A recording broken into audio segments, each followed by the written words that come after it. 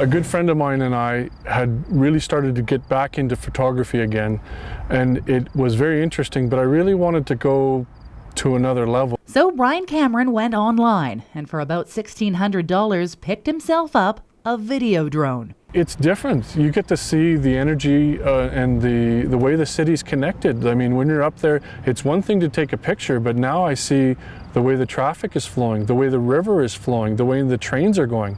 Brian's drone gives him a true bird's eye view, as long as he stays away from airports and upper airspace.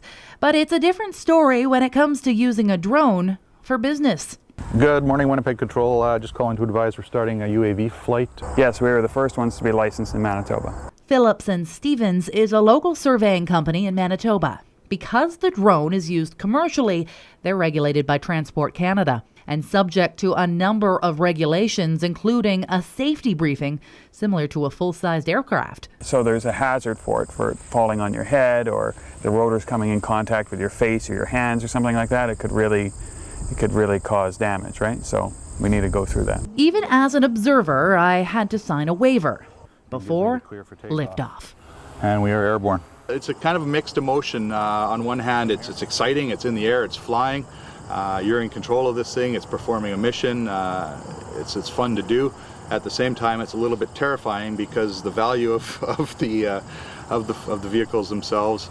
The cost of a commercial drone isn't cheap, coming in between $60,000 and $100,000. Now with the UAVs or the drones, you simply fly overhead, capture all the imagery, and then reprocess it afterwards to get the same data that we used to get. It used to take a week, now it takes a day. The potential for drones are sky high. Amazon and Google are continuing to work on urban delivery drones. The unmanned devices entered Winnipeg's mayoral debate when one candidate suggested they replace the police helicopter. And even Disney is working on patents for drones in their theme parks.